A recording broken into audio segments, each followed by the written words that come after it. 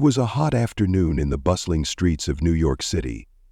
FBI Special Agent Monica Harris, a sharp and highly respected black woman, was driving back to her office after wrapping up a major investigation. For the past few months, she had been chasing down a dangerous drug syndicate, and the pieces were finally falling into place. Despite the exhaustion from working endless hours and the mounting pressure, Monica felt a surge of pride in her work. It wasn't easy being one of the few women of color in an agency dominated by white men, but she had earned her place and was determined to make a difference. As she drove through the busy streets of the city, her mind raced, replaying the latest intel from her case. She was so absorbed in her thoughts that the sudden flash of blue lights behind her startled her. Surprised, she glanced at her speedometer. She wasn't speeding. Puzzled, she pulled over to the side of the road, wondering what she could have possibly done wrong. A police car came to a stop behind her, and out stepped a tall officer with a stern look on his face. He slowly approached her window, his hand resting on the holster of his gun. Monica rolled down her window, staying calm, and reached for her FBI badge, ready to explain who she was. "Good afternoon, officer. Is there a problem?" Monica asked politely. The officer, whose name tag read Officer Scott, barely glanced at her license and registration before barking, "License and registration?" Monica was taken aback by his tone, but she remained composed. "I'm an FBI agent. Here's my badge," she said, holding it out for him to see. Officer Scott barely glanced at it before frowning and repeating, "License and registration." A chill ran down Monica's spine as her heart skipped a beat. Something wasn't right. She had dealt with difficult officers before, but Scott was different. His cold, dismissive attitude toward her authority as a federal agent sent a shiver through her. "Officer, I'm a federal agent. I'm on official duty," Monica reiterated, trying to keep the situation calm. But the officer's gaze grew colder, and he ignored her completely. "Step out of the vehicle," he ordered sharply. Monica stared at him, shocked by the sudden escalation. "Excuse me? Are you deaf?" "I said, step out of the vehicle." Officer Scott's voice rose, drawing the attention of people nearby. Monica hesitated. She knew her rights and knew that there was no legitimate reason for her to be pulled over, let alone be asked to step out of her car. Yet the situation was spiraling quickly, and the racial undertones were undeniable. "Officer, I am complying with your request, but you need to understand that I am an FBI agent," she repeated, trying to de-escalate the situation. Scott's face twisted with disdain as he leaned closer to her window. "I don't care if you're the president. Step out of the vehicle, or I'll drag you out myself." Monica felt a knot tighten in her stomach, but she stayed calm. She slowly opened the door and stepped out, keeping her hands visible at all times. People walking by started to watch and whisper, some even recording the scene, but no one intervened. Officer Scott moved toward her, and before she could say another word, he grabbed her roughly by the arm and shoved her against the car. "What are you doing?" Monica protested, her voice thick with anger and disbelief. "Resisting arrest, huh?" Officer Scott sneered as he twisted her arm behind her back. "You think you can just flash a badge and do whatever you want? Don't you?" Monica winced as the handcuffs tightened around her wrists. She couldn't believe what was happening. This was beyond humiliating. It was an outright abuse of power. As a federal agent, she handled cases far more serious than simple traffic stops. Yet here she was being treated like a common criminal simply because Officer Scott refused to recognize her status. People were openly staring, some even recording the scene on their phones. Monica's face burned with a mix of anger and embarrassment, but she held her head high. She knew she had done nothing wrong and wasn't going to let this racist officer break her spirit. "Officer Scott, you're making a mistake," she said firmly, though her voice trembled slightly from the anger boiling inside her. "Shut your mouth," Officer Scott snapped. "You think you're better than everyone else just because you work for the FBI? Well, let me tell you something. You're not above the law." Monica's mind raced. She needed to stay calm, but she also needed to figure out how to get out of this situation without making it worse. She couldn't afford to escalate things further, but the injustice of it all was becoming impossible to ignore. Agent Monroe's colleagues at the FBI would never believe her if she told them she had been arrested without cause while on duty. Officer Hayes dragged her toward his patrol car, ignoring every attempt she made to reason with him as he shoved her into the back seat. As the car sped down the road, she caught a glimpse of people filming the scene. By this time, some bystanders looked shocked. Others murmured in disbelief, but no one intervened. No one challenged Hayes' actions. As the door slammed shut, Monroe took a deep breath. She had faced difficult situations before, but this felt different. It felt personal. Hayes had crossed a line, and she knew she couldn't let him get away with it. Her mind started racing, trying to figure out her next move. Should she call for backup? File a formal complaint? Monroe couldn't afford to lose her temper, not now, but she also couldn't let this injustice go unanswered. As the patrol car pulled away from the curb, her thoughts raced. This was far from over. She sat in the back of the patrol car, her wrists throbbing from the tight handcuffs, the cold metal biting into her skin. She looked out the window, watching the city streets blur past her. Her mind was running a mile a minute.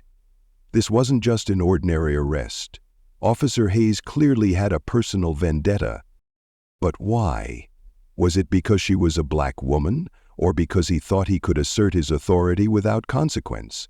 Either way, it didn't matter now. What mattered was how she would handle this. As they drove, Monroe kept her composure. She had been trained to stay calm under pressure, and this situation required every ounce of self-control she had. Her first instinct was to grab her phone and call her supervisor, but with her hands cuffed behind her back, she couldn't reach it. She considered asking Officer Hayes to loosen the cuffs, but from the look on his face earlier, she doubted he'd even consider it. Hayes glanced at her through the rearview mirror, a smirk playing on his lips. "You really thought you could get away with pretending to be FBI, didn't you?" he sneered, his tone dripping with arrogance. Monroe narrowed her eyes. "I'm not pretending. I am a federal agent. And you're making a huge mistake." He chuckled, shaking his head. "Sure you are, and I'm the chief of police." His mocking tone made Monroe's blood boil, but she bit her tongue, refusing to engage with him further. It was clear reasoning with him wasn't going to work. The car came to a stop in front of a small police station on the outskirts of the city. It wasn't the usual precinct she was familiar with. It seemed like an older, less used station. Monroe's stomach sank as she realized this wasn't just about a simple misunderstanding. Hayes had taken her somewhere away from the main precinct, likely to avoid attention from higher-ups or her colleagues at the FBI. Hayes got out of the car and opened the back door, grabbing her arm roughly as he pulled her out. "Let's go, Agent," he sneered, emphasizing the word agent as if it was a joke. Monroe winced as he shoved her toward the entrance of the station. She knew she had to remain calm, but the humiliation and anger were building inside her.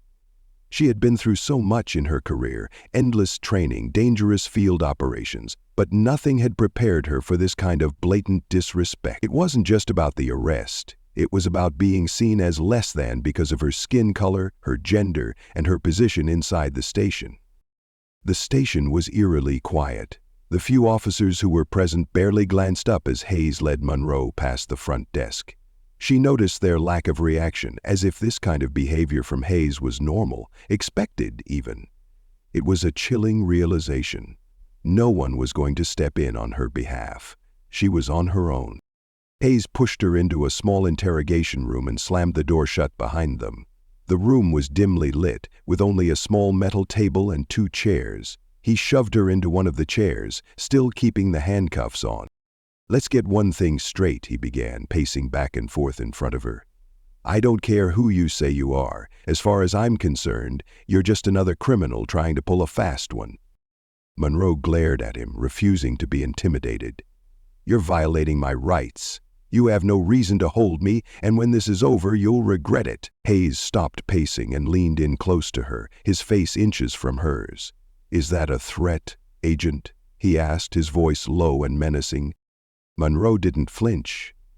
"It's a promise." He stared at her for a moment before laughing bitterly. "You really think you're untouchable, don't you? Flashing that badge like it means something? Well, let me tell you something. You're in my territory now. Monroe could feel the tension in the air, but she remained steady, meeting his gaze without fear. I've dealt with bigger threats than you, Officer Hayes. You won't get away with this. Hayes straightened up, his smirk returning. We'll see about that, he muttered before walking out of the room, leaving her alone. Officer Hayes's voice was low and menacing. Monroe didn't flinch. It's a promise. He stared at her for a moment, then laughed bitterly. You really think you're untouchable, don't you? Flashing that badge like it means something? Well, let me tell you something. You're in my territory now. Monroe could feel the tension in the air, but remained steady, meeting his gaze without fear. I've dealt with bigger threats than you, Officer Hayes. You won't get away with this. Hayes straightened up, his smirk returning. We'll see about that, he muttered before walking out of the room. The door slammed shut behind him. Monroe exhaled slowly. She needed to find a way to contact her team. She couldn't rely on anyone in this station to help her, and she was certain Hayes would do everything in his power to keep her isolated. Her mind raced through her options. There had to be a way to turn the situation in her favor. She scanned the room for anything that could help. There was a small window near the ceiling, but it was too high to reach. The door was locked from the outside. The only thing she had was her badge, still tucked in her jacket pocket, but with her hands cuffed, she couldn't even reach it. Minutes passed, and Monroe's frustration grew. She wasn't used to being in this kind of position. She was always the one in control, the one making the arrests, not the other way around. The power dynamics in this room were entirely different, and she had to figure out a way to regain the upper hand. Suddenly, the door swung open. Another officer entered. This one was younger, maybe in his early 30s, with a nervous expression on his face. He seemed different from Hayes, less sure of himself, less aggressive. He glanced at her, then at the file in his hand before speaking. Agent Monroe, he began cautiously. I'm Officer Mitchell. I was told to process you for holding, but I just want to say I'm sorry about all this. Monroe looked at him, surprised. His voice lacked the hostility she had come to expect from Hayes. Maybe, just maybe, he could be an ally. Before she could respond, Hayes appeared in the doorway, his expression darkening as he glared at Mitchell.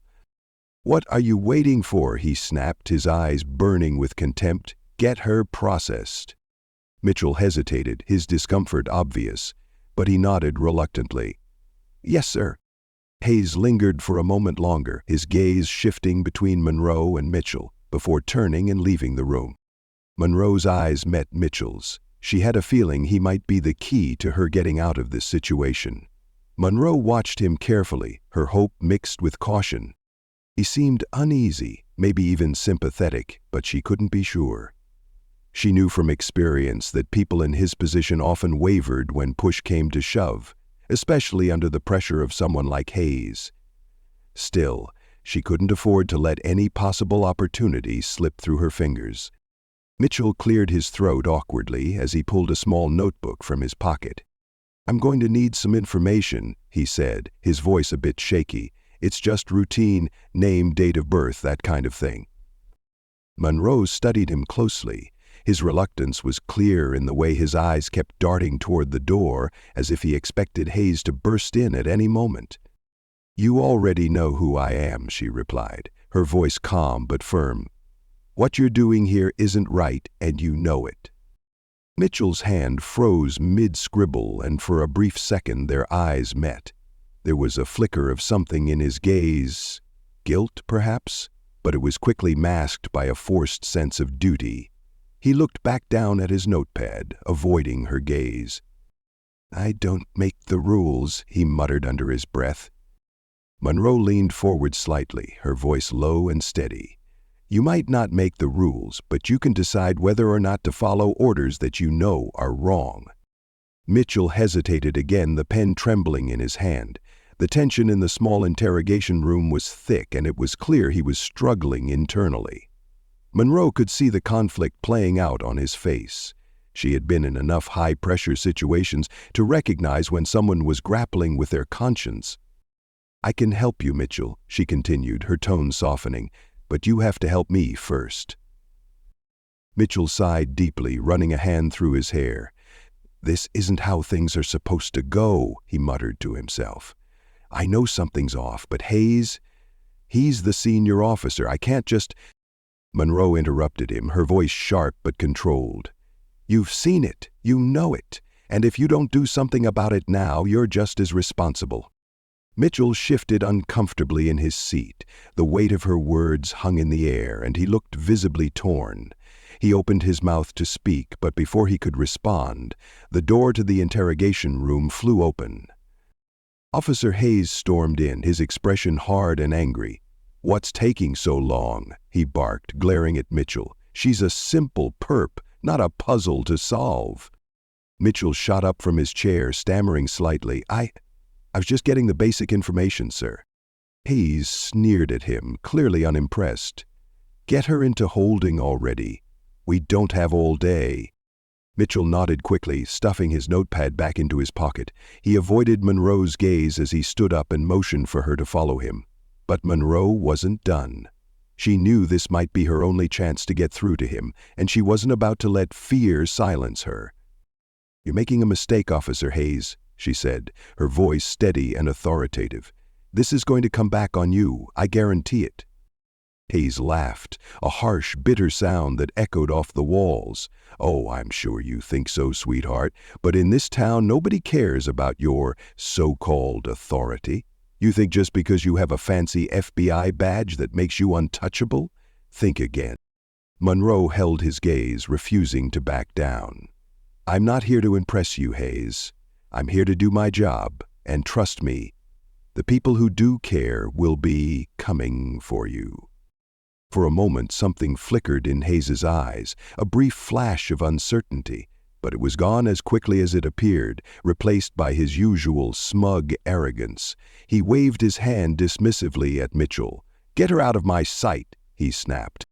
Mitchell, clearly rattled, stepped forward and grabbed Monroe by the arm, leading her out of the room and down a narrow hallway. The tension between them was palpable. Monroe could sense that Mitchell was still struggling with what had just happened, but he remained silent. They reached a small holding cell at the end of the hallway. Mitchell unlocked the door and motioned for her to step inside. Monroe paused for a moment, looking at him directly. "You still have a choice," she said quietly, her eyes locked on his. "You don't have to go along with this." Mitchell looked down, his shoulders slumping. He muttered something under his breath, but it was too soft for her to hear. Without another word, he shut the cell door behind her and walked away. Monroe sat on the small, cold bench inside the cell, taking a deep breath. The walls felt like they were closing in on her, but she forced herself to remain calm. She knew she had to stay level-headed if she was going to get out of this situation. Panic wouldn't help her now. Hours seemed to drag by as she sat there alone with her thoughts. Every passing minute only fueled her frustration and anger. She wasn't just fighting for her freedom. She was fighting against the injustice that had led her here in the first place. The blatant racism, the abuse of power, the humiliation. All of it burned in her chest like a fire she couldn't put out. Suddenly, the sound of approaching footsteps echoed down the hallway. Monroe tensed, wondering who it could be this time. To her surprise, it wasn't Hayes who appeared at the door of her cell, but Mitchell. He looked around nervously, checking to see if anyone else was nearby before quickly unlocking the door. Monroe's heart raced as he motioned for her to follow him. "What are you doing?" she whispered, her eyes wide with confusion. Mitchell glanced over his shoulder, his face pale with anxiety. "I'm getting you out of here, but we don't have much time." Monroe hesitated for a moment, unsure whether to trust him, but deep down she knew she had no other options. If there was even a small chance that he was genuine, she had to take it. Without another word, she followed him out of the cell and down the hallway.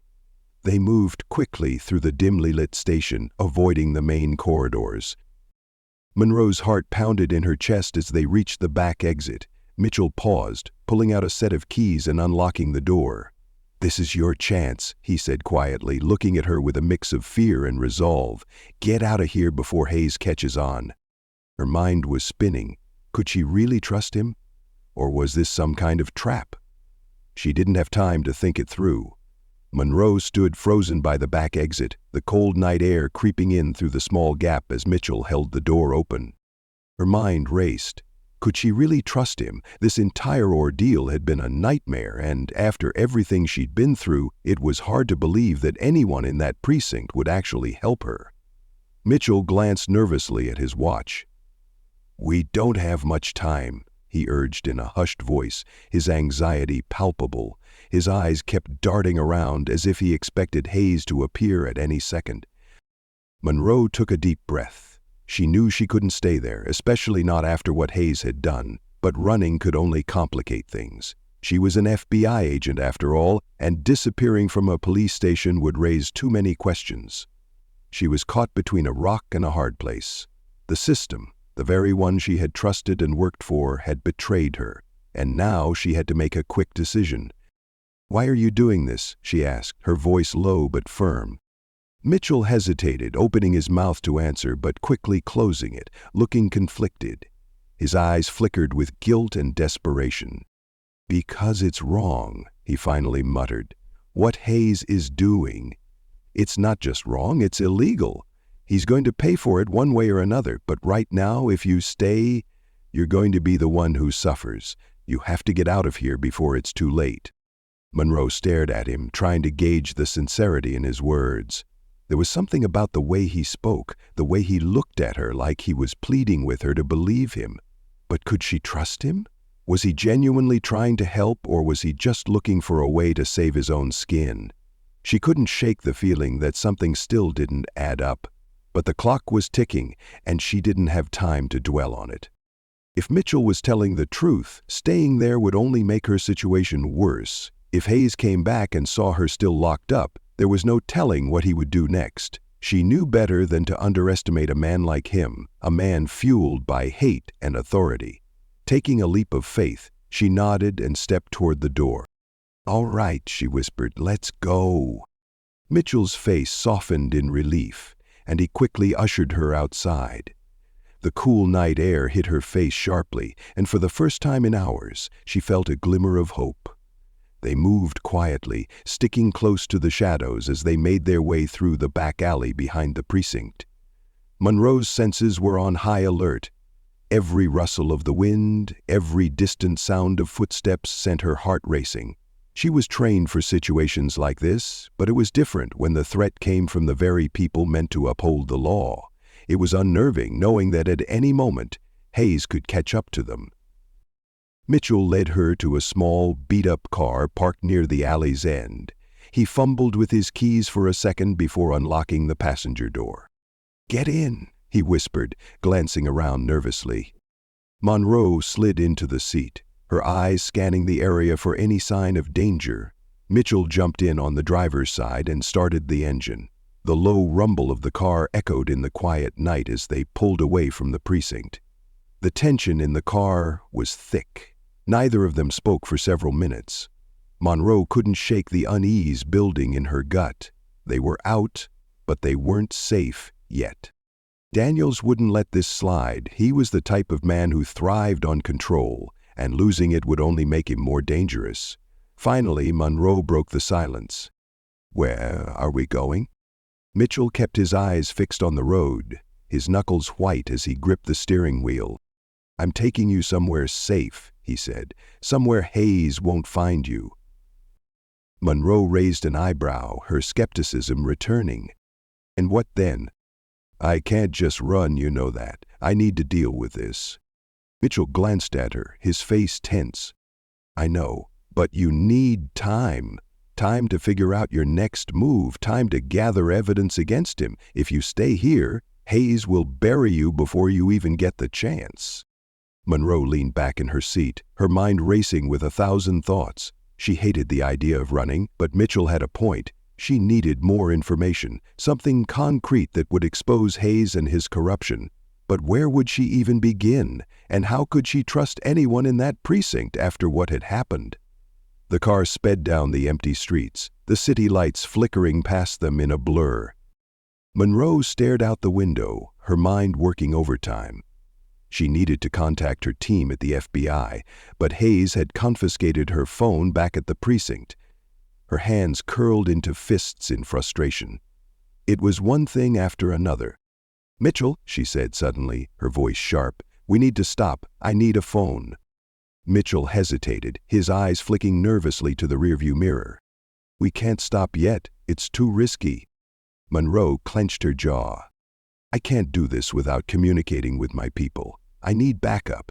If we're going to take Hayes down, I can't be working in the dark." Mitchell sighed, clearly torn. After a moment of silence, he relented. "There's a gas station a few miles up. We'll stop there. You can make your call, but we have to be quick. If Hayes is on to us, we don't have much time." Monroe nodded in agreement, her mind already thinking ahead to who she would contact first. She knew exactly who to reach out to, a colleague who owed her a favor, someone she could trust to act fast and discreetly. As they approached the gas station, Mitchell pulled into the dimly lit lot and parked near the side. Monroe glanced around, her instincts kicking in. She was always cautious, but now more than ever she couldn't afford any mistakes. Every second mattered. She stepped out of the car, her eyes scanning the empty lot as she made her way toward the payphone. Mitchell stayed in the car, keeping an eye on the surroundings. Monroe picked up the phone and quickly dialed the number she had memorized, praying that her colleague would answer. The phone rang once, twice, and finally a voice answered on the other end. "Tara, is that you?" Monroe's grip tightened on the phone as her colleague's voice came through the line. Relief washed over her, but she knew time wasn't on her side. Every second that passed increased the risk of Hayes tracking them down. "Yeah, it's me," she whispered urgently. "I'm in trouble and I need your help. Hayes is dirty. He arrested me for no reason and now he's trying to cover his tracks." There was a pause on the other end of the line and Monroe could hear her colleague, Agent Jackson, taking a deep breath. "All right, calm down," he said. "Where are you?" "Right now, I'm outside a gas station on the outskirts of town. I escaped with the help of one of the officers, Mitchell, but I don't know how long we have before Hayes realizes I'm gone." "He's dangerous, Jackson. We need to move fast." Jackson's voice grew serious. "Okay, listen, we'll send backup, but you need to stay low until we get to you. Do you trust this Mitchell guy?" Monroe glanced over at Mitchell, who was anxiously tapping his fingers on the steering wheel, his eyes darting around the dark parking lot. "I'm not sure," she admitted, "but he got me out of that precinct, and right now, he's all I've got." Jackson sighed. "All right, I'm going to pull some strings and get a team to your location, but you need to keep your head down. Hayes won't go down without a fight, and if he realizes you're working against him, things could get ugly." Monroe nodded, though Jackson couldn't see her. "I understand. I'll keep moving until you send backup. Don't let me down, Jackson." "You know I won't. Stay safe." The line went dead, and Monroe hung up the phone, her mind racing. She felt a surge of determination. She wasn't out of the woods yet, but at least she had a plan. Backup was on the way, and with Jackson's help they could finally bring Hayes down. Monroe hurried back to the car and slid into the passenger seat. Mitchell glanced at her, his brow furrowed with concern. "Everything okay?" "For now," she replied. "I made the call. My team's sending backup, but we can't stay here. Hayes will be looking for us, and it won't take long for him to figure out I'm gone." Mitchell nodded and shifted the car into gear, pulling out of the gas station and back onto the road. The night seemed darker now, the streets eerily empty as they sped through the city. Monroe kept her eyes on the side mirrors, scanning for any signs of pursuit, but so far, it looked like they were in the clear. As the minutes ticked by, the tension between them grew heavier. Monroe couldn't help but replay the events of the night in her mind. Every moment since she'd first encountered Hayes had been a blur of anger, confusion, and humiliation. The way he had looked at her, the sneer on his face as he handcuffed her, still made her blood boil. How could someone like him be in a position of power? She glanced at Mitchell, who had been quiet since they left the gas station. He looked tired, his face drawn and pale in the dim light of the dashboard. It was clear that helping her had cost him something. Whether it was his loyalty to Hayes or his sense of safety, she wasn't sure. But for whatever reason, he had chosen to side with her, and that gave her a sliver of hope. "You didn't have to do this," Monroe said softly, breaking the silence. Mitchell sighed, his grip tightening on the steering wheel. "I did. I couldn't just stand by and let him get away with it. Hayes has been corrupt for years, but no one's ever had the guts to stand up to him. He's got the whole precinct wrapped around his finger. I knew that if I didn't do something, you'd end up paying the price for his mess." Monroe studied him for a moment, her eyes narrowing slightly. "What anyway now?" she asked. "Why did you decide to help me?" Mitchell hesitated, his eyes flicking to the road ahead. "Because I've seen what happens to people who cross him. I've seen what he does to anyone who threatens his control. And you weren't just another person he could push around. You're an FBI agent. If he took you down, it would send a message to everyone else that no one's safe from him. I couldn't let that happen." Monroe nodded slowly, understanding the gravity of his words. Hayes wasn't just trying to humiliate her, he was trying to make an example of her. He wanted to show everyone that even someone like her, someone with authority and power, could be broken under his rule. But Monroe wasn't the type to be broken. She had spent her entire career fighting for justice, and she wasn't about to let a power-hungry cop like Hayes strip her of that. She would see this through no matter what. The silence between them grew heavier as they drove, leaving the city behind. The well-lit streets gave way to darker, quieter roads, the distant hum of urban life fading into an eerie stillness. The further Mitchell took them, the fewer streetlights there were. The roads narrowed, weaving through dense tree lines that cast long, shifting shadows under the dim glow of the headlights. Monroe glanced at him. "How far are we going?" Mitchell kept his eyes fixed on the road ahead, gripping the steering wheel tightly. "Far enough that he won't think to look here, at least not right away." After what felt like an eternity, he pulled the car into a small, secluded parking lot on the outskirts of a thick, uninviting forest. The area was nearly deserted, save for a few rundown buildings in the distance. He cut the engine, and silence fell over them like a heavy curtain. "We wait here," he said quietly. "Your team should be on the way. This is out of sight, and with any luck, Hayes won't think to check this far out just yet." Monroe scanned the area, every nerve on high alert. The way the trees loomed around them made her uneasy, the branches swaying with the occasional gust of wind. Every shadow seemed to shift, every sound felt amplified in the stillness of the night. But for now, this was their safest bet. She nodded, exhaling as she leaned back in her seat, but her mind never stopped racing. They had bought themselves some time, but Hayes wasn't the type to let something like this slide. He would be relentless. If she wanted to stop him for good, she needed to stay ahead. Mitchell fidgeted in his seat, glancing around anxiously. "We should keep quiet," he muttered. "If anyone's following us, we don't want to draw attention." Monroe nodded. "Agreed. We can't afford to be reckless." Minutes passed, then more. The longer they sat in the dimly lit car, the more the tension built. The rustling of leaves outside, the occasional snap of a twig. It all felt too loud in the eerie quiet. Monroe's mind spun, calculating her next move. Hayes wasn't just another corrupt cop.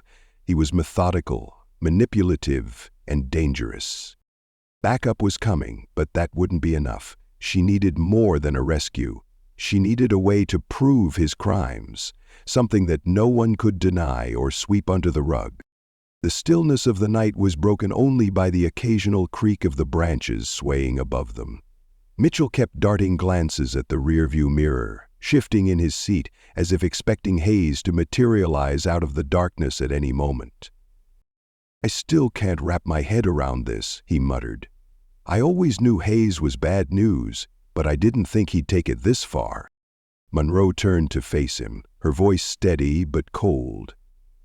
"He's not just bad news. He thrives on control, on intimidation. People like him don't stop unless someone makes them." And that's exactly what I plan to do. Mitchell gave a slow nod but still looked uneasy. I get that you want to take him down, but you don't understand. He's got his hooks in deep. Most of the department won't lift a finger against him. They're either afraid of what he'll do to them or they're part of his system. If you go after him without something solid, you're just going to put a bigger target on your back. Monroe sighed, running a hand through her hair. That's why I need proof, something undeniable, a paper trail, a witness, anything that will make it impossible for him to talk his way out of it. Mitchell frowned. That's easier said than done. He covers his tracks well. No one is going to stick their neck out unless they know he's going down for sure. Monroe knew he was right. Taking down a man like Hayes wouldn't be easy. The corruption in his department ran deep, and there was no telling how many people were willing to protect him to save themselves. But people like Hayes always made mistakes. She tapped her fingers against her leg, thinking aloud. There has to be something. Every criminal leaves a trail eventually. Mitchell didn't respond right away. He just stared out the windshield, the weight of everything sinking in. Then, suddenly, Monroe's phone buzzed. Her heart lurched as she fumbled for it, the glow from the screen casting a faint light inside the car. A message from Jackson. The message was short, but it was exactly what Tara needed to hear. Backup is 15 minutes away. Stay put. Relief washed over her for a brief moment before the weight of reality came crashing back down. Daniels was relentless, and she knew better than to think he'd simply give up. If anything, he'd escalate, and fast. Backup's on the way, she said, her voice even but laced with urgency. We just need to stay low until they get here. Mitchell nodded, though his fingers drummed anxiously against the steering wheel. I just hope they get here before Daniels does. Tara didn't respond. She didn't need to. They both knew the truth. Daniels wasn't going to let her slip away. He saw her as a loose end, a threat that needed to be eliminated. The night was deathly quiet. Too quiet. Then, a sound broke through the silence, a faint but distinct engine rumbling in the distance. Mitchell's eyes widened as he checked the side mirror. You hear that? He whispered. Tara tensed, her entire body going rigid as she listened. The sound was getting closer. Her stomach twisted with unease. Was it backup? Or had Daniels found them? Mitchell leaned forward, squinting into the darkness. I don't like this, he muttered. We're too exposed out here. Tara's pulse quickened as she strained to see past the dim glow of the dashboard. The distant rumble grew louder. Every muscle in her body screamed for action. If it was Daniels, they had minutes, maybe seconds, before he reached them. We need to move, Mitchell said urgently, twisting the key in the ignition. The engine roared to life and Tara's heart pounded against her ribs. They couldn't sit here and wait to find out who was coming. Mitchell slammed his foot on the gas and the car lurched forward, the tires kicking up gravel as they tore out of the parking lot and onto the dark, winding road. Tara twisted in her seat, scanning the shadows behind them. Do you see anything? Mitchell shook his head, but his jaw was tight. Nothing yet, but I don't trust it. If it's Daniels, we need to put as much distance between us as possible before he catches up. The car sped down the deserted road, the cold night air pressing in through the vents. Tara's mind raced. She couldn't shake the feeling that things were about to spiral out of control. Daniels was closing in, she could feel it. Mitchell suddenly swerved onto a side road, the car jolting violently as they hit a patch of uneven pavement. They were leaving the city far behind now, driving deeper into the outskirts. The streets had turned into narrow, winding roads flanked by dense trees. The headlights cast eerie shadows, stretching and warping against the darkened forest. Tara glanced at Mitchell, her voice tight. Are you sure this is a good idea? We're heading straight into nowhere. Mitchell shook his head, gripping the wheel tighter. It's better than waiting around for him to find us. At least out here we have a chance to disappear. Tara wasn't convinced, but they didn't have many options. They needed time for Jackson's team to get to them, time to figure out their next move. The road ahead twisted through the trees, the car bouncing over potholes and cracks. Tara braced herself against the door, trying to steady her breathing. Then she heard it. Another engine. Her heart lurched as the low growl of a car echoed through the night, growing louder. She turned to Mitchell, her voice sharp. "He's found us." Mitchell's face drained of color.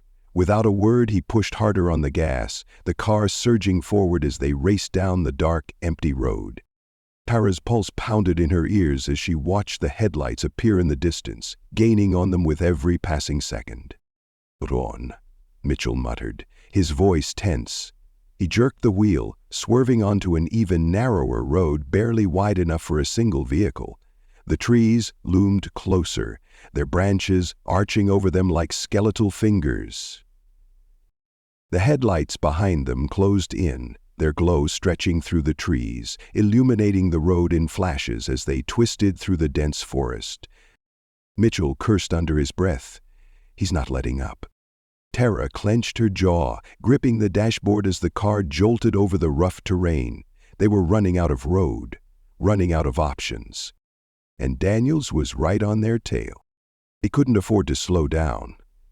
Mitchell's grip on the wheel tightened as the road ahead twisted and turned through the dense forest.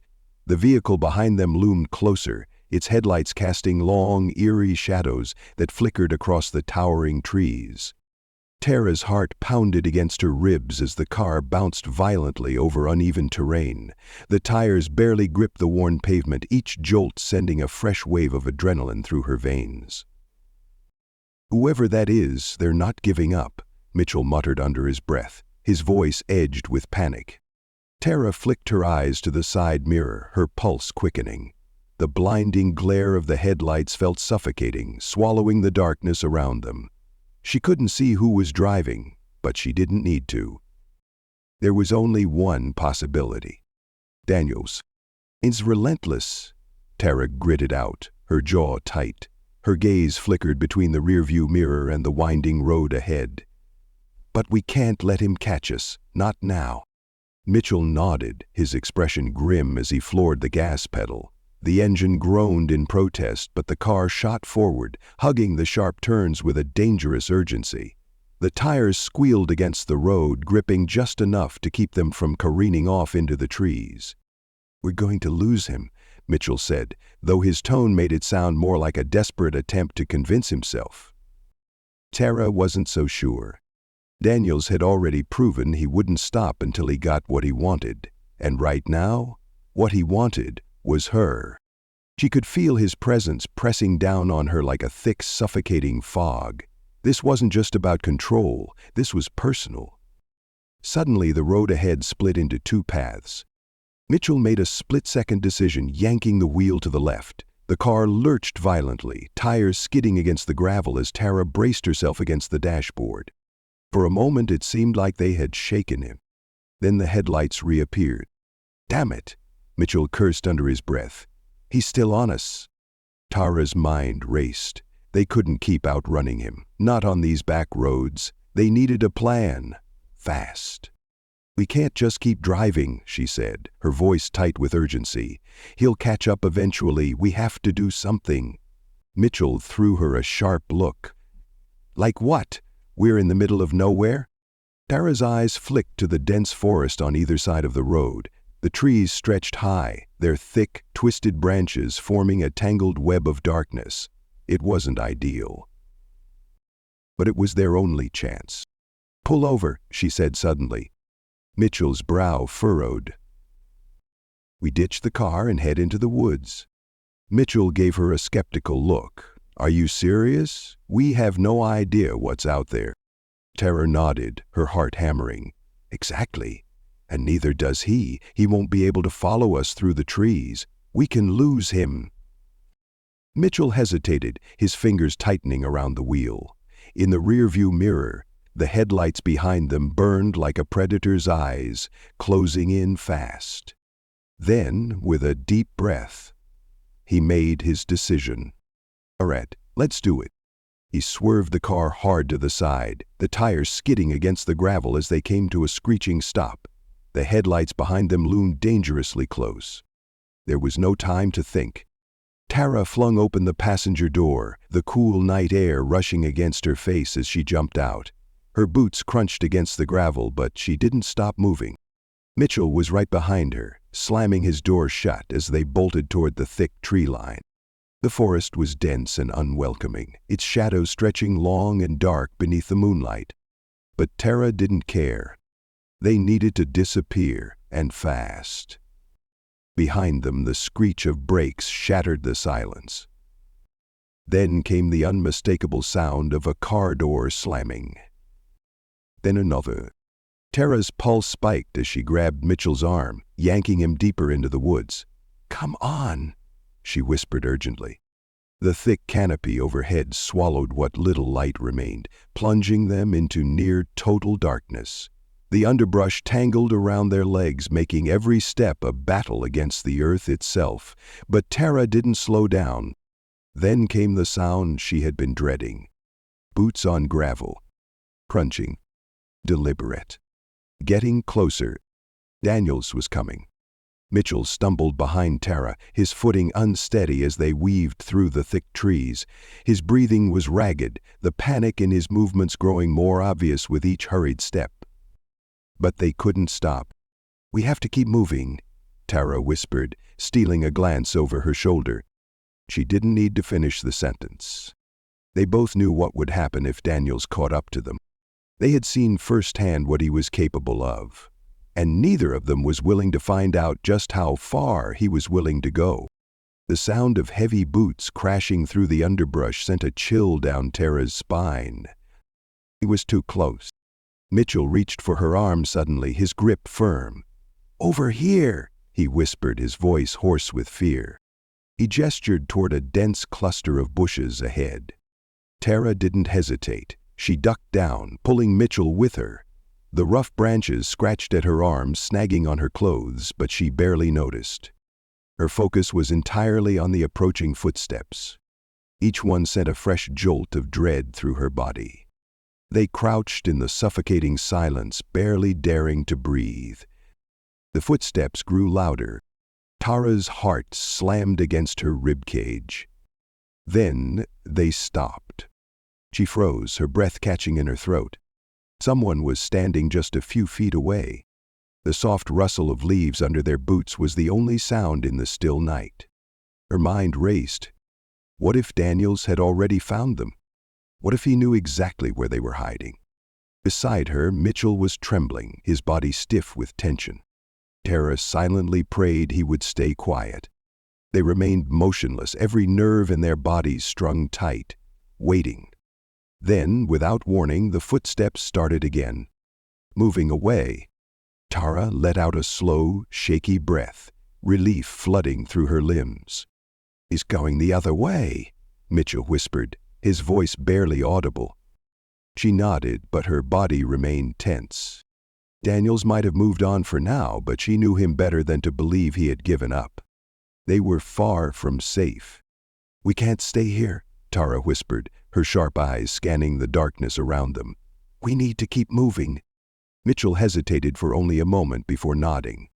Together they carefully rose to their feet, slipping further into the thick woods. Their footsteps barely made a sound on the damp forest floor. The night stretched on endlessly, the weight of Daniel's pursuit hanging over them like a storm cloud. They had managed to evade him for now, but Tara knew he was still out there. Waiting, the deeper they moved into the forest, the darker and denser it became. The air around them smelled of damp earth, the silence so thick it pressed in on them from every side. Only the occasional rustle of leaves and the distant hoot of an owl broke through the stillness. Even though they were out of Daniel's immediate reach, Tara couldn't shake the feeling of being hunted. The trees loomed taller as they moved farther from the road, their gnarled branches closing in like skeletal fingers. The ground was treacherous, littered with fallen branches and thick underbrush that made every step a challenge. Her legs ached, exhaustion creeping into her muscles, but she forced herself to keep going. They couldn't afford to stop. They were still being hunted. Beside her, Mitchell staggered slightly, his face pale beneath the faint moonlight that filtered through the thick canopy above them. His breathing was heavy, ragged. Tara slowed her pace, concern flickering across her face. "You okay?" she whispered, barely loud enough to be heard. Mitchell nodded, though his expression was grim. "Yeah, I'm fine, just trying to catch my breath." Tara knew he was lying, but they couldn't stop. Not yet. Not while Daniels was still out there, searching. "We have to keep moving," she said softly, her sharp eyes darting through the dark.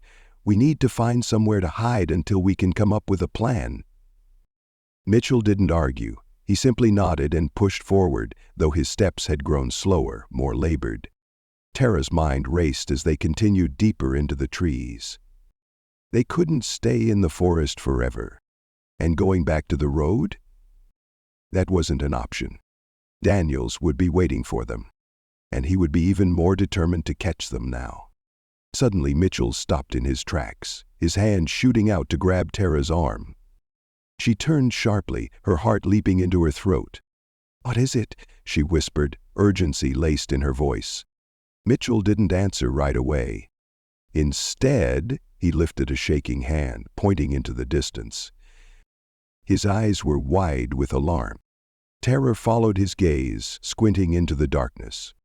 At first, she saw nothing, but then, as her eyes adjusted to the faint glow of the moonlight, a shape began to emerge from the shadows. Tara squinted into the shadows, her heart hammering as she traced the outline of a structure in the distance. It was an old cabin, its wooden frame barely visible through the thick canopy of trees surrounding it. The windows were dark, lifeless. The roof sagged slightly as if the entire place had been abandoned for years. But shelter was shelter. Even if temporary, it was better than nothing. "Come on," she whispered, giving Mitchell's arm a light tug. "Let's check it out." They moved cautiously, their footsteps nearly silent against the damp forest floor. Every rustling leaf, every shift of the wind sent a new wave of unease crawling up Tara's spine. Something about this place felt wrong. The cabin looked deserted, but she knew better than to let her guard down. Daniels was still out there, and the last thing they needed was to walk into a trap. They reached the front of the cabin, and Tara hesitated for only a second before carefully pressing her hand against the door. Pre-Eac. The old wooden door groaned loudly as it swung inward, the sound too loud in the quiet of the night. Tara winced, pausing to listen, waiting to see if anyone or anything stirred in response. Nothing.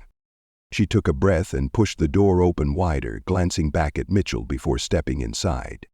The interior of the cabin was just as dilapidated as the outside. Dust coated every surface. Cobwebs clung to the ceiling, stretching from one rotting beam to another. The furniture, what little remained, was old and warped, the wood splintered from years of neglect. A musty, stale scent filled the air, and the floor groaned under their weight with every step. Still, it was something. At least now they had walls around them. "We can stay here for a bit," Tara murmured, though she wasn't entirely convinced it was a good idea. "Just until we figure out what to do next." Mitchell nodded, dropping onto one of the rickety chairs with an exhausted sigh. He ran a shaky hand across his forehead, his skin slick with sweat despite the cool night air. "This place gives me the creeps," he muttered, scanning the room uneasily. "Well, I guess it's better than being out there." Tara nodded, but she couldn't shake the feeling that something was off. It was too quiet, too still. Her instinct screamed at her to stay on edge. But the last thing they needed was fear clouding their judgment. "We'll be fine," she said, trying to convince herself as much as him. "We just need to rest for a bit, then we'll figure out our next move." Mitchell nodded again, though his expression remained uncertain. Tara couldn't blame him. Everything about this situation was wrong, and no matter what they did, they always seemed to be one step behind. She moved toward one of the filthy windows, carefully peeling back a tattered curtain just enough to get a look outside. The forest stretched before her, dark and foreboding. There was no sign of Daniels, but that didn't mean he wasn't out there. "We can't stay here for long," she said softly, more to herself than to Mitchell. "We have to leave soon." Mitchell looked up at her, his expression tired but filled with determination. "What's the plan?" he asked. "We can't just keep running forever." Tara let the curtain fall back into place, exhaling slowly. "I don't know yet," she admitted. "But we can't go back to the road. Daniels will be waiting for us." Mitchell frowned, his brow furrowing in thought. "What if we try to reach the nearest town? There's got to be one nearby." Tara shook her head. "Too risky," she said. "If Daniels finds us before we get there, we're done for." A heavy silence fell between them as they both contemplated their next move. Tara's mind raced, running through every possibility. But no matter how she looked at it, nothing seemed right. Every option felt dangerous, and the thought of confronting Daniels again made her stomach twist. Then, a twig cracked outside. Tara's heart leapt into her throat. She turned to Mitchell, her pulse quickening as their eyes met in shared panic. "Did you hear that?" Mitchell whispered, barely breathing the words. Tara nodded, her body going rigid as she strained to listen. There was no mistaking it. Footsteps. Slow. Deliberate.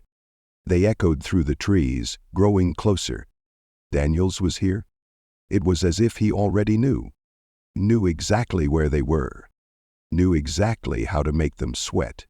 Tara's breath came slow and steady, but inside her mind raced. She didn't need to guess what Daniels would do if he found them. He had already made it clear he wouldn't hesitate to use force. And there was no telling how far he would go to protect himself now. Tara's hand instinctively went to her waistband where her FBI-issued firearm was secured. In the chaos of their escape, she had almost forgotten about it. She didn't want to use it. Violence was never her first option. But if it came down to protecting herself or Mitchell, she wouldn't hesitate.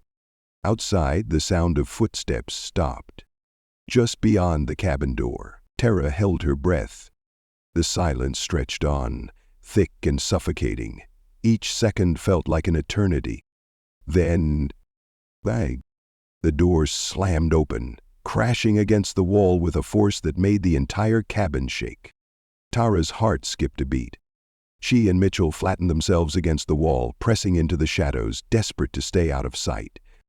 Heavy boots thudded against the floorboards, slow and deliberate. Tara's pulse quickened. Every instinct in her body screamed at her to run. But there was nowhere to go. They were trapped. "Tara?" Mitchell's voice was barely a whisper. His face was pale, his hands clenched at his sides in fear. "What do we do?" Tara shook her head, her grip tightening around her gun. She didn't dare make a sound. "Stay quiet," she mouthed. "Don't move." The figure in the doorway stood still, surveying the darkened room. Tara could hear him breathing. The rhythm was familiar.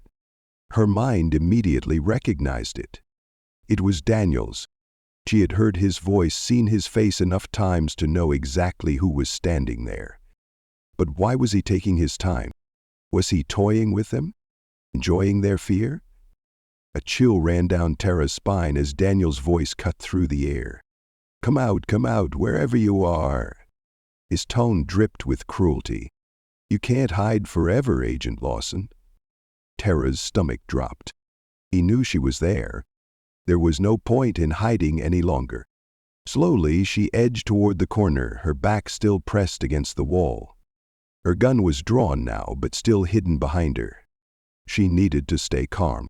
Stay smart. Next to her, Mitchell's breathing grew heavier. Tara could feel his panic rising. She glanced at him, reaching out to place a steadying hand on his arm. They had to stay strong. They couldn't let fear take control. Daniels took another step into the cabin, his flashlight beam sweeping the room. "You thought you could run from me." His sneer was evident in his voice. "You thought you could just get away after what you did?" Tara's mind raced. What was he talking about? What had she done? She had only been doing her job, investigating the case. And yet here she was, being hunted like a criminal. "You're in here, Tara." Daniel's voice grew louder. "I can smell your fear." Tara's grip tightened on her gun. She felt the weight of it in her hand, a small but crucial sense of control in a situation that felt like it was spiraling out of her hands. But she had to be careful. One wrong move, and things could escalate in a way she couldn't come back from. She peeked around the corner, just enough to catch a glimpse of him. Daniel stood in the middle of the room now. His flashlight cut through the dust-filled air, casting eerie shadows across the decayed furniture. His expression was cold, almost emotionless, as if this was just another routine traffic stop, as if he wasn't hunting down a fellow law enforcement officer. Tara's mind raced with options. She could confront him now, try to use her FBI credentials to de-escalate the situation. But would that even work? Daniels didn't care about her authority. If anything, he seemed to enjoy having her at a disadvantage. He had already made it clear. He had no respect for her as an agent, or as a human being. Suddenly, Mitchell shifted beside her. His foot brushed against a loose floorboard. The sound was faint, but in the silence of the cabin, it was enough. Daniels froze. His head snapped toward the sound. His gaze locked onto their hiding spot. What was that? Daniel's head snapped around, his eyes locking onto the source of the noise. Tara's heart dropped. They were out of time. There was no more hiding, no more planning. She had to act now. Taking a deep breath, she stepped out from behind the wall, her gun still hidden at her side. "Daniels." Her voice was steady despite the fear coursing through her veins. "It's over. You need to stop this." Daniel's eyes widened in surprise for just a brief moment, before his expression darkened. "Lawson?" His voice was low, menacing. "I knew you'd show yourself eventually." Tara lifted her free hand, trying to keep the situation from escalating. "This doesn't have to go any further, let's just talk." Daniel scoffed, taking a calculated step toward her. "You think I'm interested in talking?" His sneer deepened. "Everything you've done?" Tara frowned, confused. "What are you talking about, Daniels? What did I do?" Daniels's grip tightened on the baton in his hand. "You think you can just come into my town and start poking around in things that don't concern you? You think you can just dig into my business and walk away?" Tara's eyes narrowed. So that was it. This wasn't just about a routine stop. Daniels had something to hide, and her investigation had gotten too close. "I was just doing my job," Tara said, her voice firm. "You can't keep running from this. Sooner or later, the truth will come out." Daniel's face twisted in rage. For a moment, Tara thought he might strike her right then and there, but instead he took a slow, deep breath. His expression turned cold again. "You don't know what you're dealing with, Agent Lawson." His voice was almost calm now, "which you will soon enough." Before Tara could react, Daniels lunged. His baton swung high. Tara moved on instinct, ducking just in time to avoid the blow. She spun around, her gun now fully drawn. But before she could fire, Daniel's hand shot out, grabbing her wrist.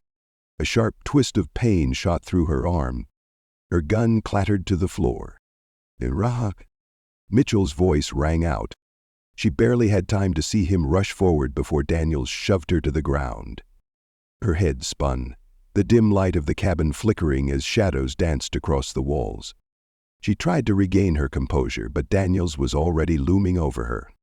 Nearby, Mitchell stood frozen, hands raised in a futile attempt to protect himself. Daniel's eyes locked onto him, his expression deadly. Tara's mind raced. She was disarmed, but she still had her training. She still had her instincts. She needed to use both, or they wouldn't make it out alive. With a sudden burst of energy, Tara rolled away from Daniels, putting distance between them. Her heart pounded as she scrambled to her feet, scanning the room for anything she could use. Daniels's face twisted in frustration. "You're a tough one, aren't you?" His voice was almost amused. "But this ends now." Tara saw Mitchell's eyes darting between them, filled with fear, but also determination. He was trying to figure out how to help. Tara couldn't afford to wait for him to act. She needed to stay ahead of Daniels. Her eyes landed on a metal pipe in the corner of the cabin. Not ideal, but it was something. She dashed for it, grabbing it just as Daniels lunged again. With one swift motion, Tara swung the pipe, striking him hard across the arm. Daniels stumbled back, his baton nearly slipping from his grip. She had bought herself seconds, nothing more. Daniels' rage only deepened. "You think a pipe is going to stop me?" His voice was sharp, mocking. "You've got another thing coming." But despite his bravado, Tara saw it. Hesitation in his movements. A brief flicker of doubt in his eyes. Maybe he was starting to realize she wasn't going down as easily as he thought. She had been trained for moments like this, and she would not let a corrupt cop like Daniels take her down. Tara's mind raced with strategies. She had one chance to turn this fight in her favor. "Mitchell, stay back." Her voice rang through the cabin. "You need you to stay out of this. Find help." Mitchell hesitated, clearly torn. But when he saw the determination in Tara's eyes, he nodded. Then, he bolted for the door, disappearing into the night. Tara's focus returned to Daniels. He was recovering fast, his anger growing with each second. Tara knew. If she didn't end this soon, she might not get another chance. Daniels took a slow step forward, his eyes burning with hatred. Tara tightened her grip on the pipe. She wasn't just fighting for survival now. She was fighting for justice. For every person he had silenced. And she wasn't going to lose. Tara's movements were precise, every step calculated as she swung the metal pipe, keeping Daniels at bay. Her training had prepared her for violent confrontations. But this was different. Daniels wasn't just another threat. He was unhinged. "Why are you doing this, Daniels?" Tara's voice was firm, even as the adrenaline surged through her veins. "What's your endgame?" Daniels snarled, his face twisting with hatred.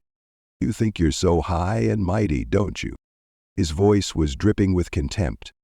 "You FBI agents. You think you can just come into my town, dig into things that don't concern you, act like you're above everyone else?" Tara saw it now. The venom in his eyes. This was more than just a bruised ego. Daniels had something to hide, and her investigation had come too close. But it was too late for explanations. Right now, survival was the only priority. Daniels lunged again, but this time Tara was ready. She sidestepped, narrowly avoiding his strike, then swung the pipe in a wide arc. It connected with his arm. A sickening thud echoed through the cabin. Daniels roared in pain, clutching his arm as he staggered back. This was her chance. Tara didn't hesitate. She moved quickly, aiming for his baton. A well-placed strike. The baton clattered to the ground, sliding across the wooden floor. Tara lunged forward to grab it, but Daniels wasn't finished yet. With desperation in his eyes, he threw himself at her. Just as he reached her, a distant wail of sirens pierced through the night. Tara's heart leaped with hope. Help was on the way. Daniels' face shifted instantly. The rage, the arrogance, all of it was washed away in an instant. Now there was panic. He knew his time was running out. "You're finished, Daniels." Tara's voice was resolute. "The police are coming." Daniels hesitated, his eyes darting toward the cabin door. For a brief moment, Tara thought he might surrender. But then, his expression twisted back into fury. "This isn't over." His voice was low, seething with venom. "You haven't heard the last of me." Before Tara could respond, Daniels turned and bolted, disappearing into the darkness beyond the cabin. Tara didn't waste a second. She grabbed the baton, then spun around. Mitchell. She rushed toward him. He was safe, shaken, pale, but alive. The growing howl of sirens sent a wave of relief washing over her. Through the cabin's dusty windows, flashing red and blue lights cut through the night. She sighed heavily, her entire body trembling from exhaustion. The first police car skidded to a stop outside.